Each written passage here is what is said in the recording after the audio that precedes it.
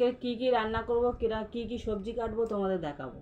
আজকে হচ্ছে কি একটা হচ্ছে ঘন্টে সবজি কাটবো। এই হচ্ছে কি ঝিঙে, এটা কিন্তু আমার বাগানের ঝিঙে। এই হচ্ছে কি শেষ, বাগান তো মরে গেছে, সবাইকে দেখিয়েছি। বাগান থেকে এই ঝিঙে তুলেছি, ঝিঙে তুলে এই কুমড়ো দেবো, আর হচ্ছে কি এই 3টে বেগুন, এই বেগুন দেবো দিয়ে, আর হচ্ছে কি এই নোটে শাকটাও বাগানে, বলি সেই হচ্ছে কি নষ্ট হয়ে যাবে কেন, বাগান থেকে তুলে নিয়ে এসে একটা তরকারি হয়ে যাবে। এইগুলো এখন বসে বসে কাটবো। এটা একটা সরঞ্জাম। আর হচ্ছে কি এটাও বাগানের ঢেঁড়স, বাগান থেকে ঢেঁড়স তুলেছি, এইটাও কাটবো।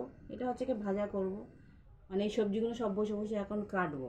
আর হচ্ছে কি এই আলুও বসে বসে কাটবো। তা সব হচ্ছে কি মেয়েদের হচ্ছে কি প্রধান জিনিস হচ্ছে কিন্তু রান্না করার আগে সবজিটা জোগাড় না করলে খুব সমস্যা হয়। সবজি কাটাকুটি জোগাড়টা করে নিলে রান্না করতে আর কোনো অসুবিধা হয় না।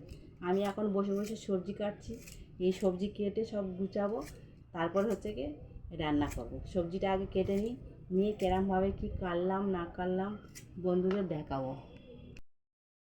বলি আলুগুলো আগে ছাড়িনি, হচ্ছে কি বঁটিতে ছাড়ালে অনেক দেরি হয়, কিন্তু এই মেশিনে ছাড়ালে সত্যিকারে আলু তাড়াতাড়ি ছাড়ানো হয়ে যায় আর দেরিও হয় না। আলু ছাড়িয়ে নিচ্ছি আগে, নিয়ে তারপর হচ্ছে গিয়ে সবজি টবজিগুলো কাটবো, কেননা জলে তো ধুতে হবে। বালতি করে জলও নিয়ে এসেছি, একে একে কাটবো, তারপর ধোবো, তারপরে রান্নার জোগাড়।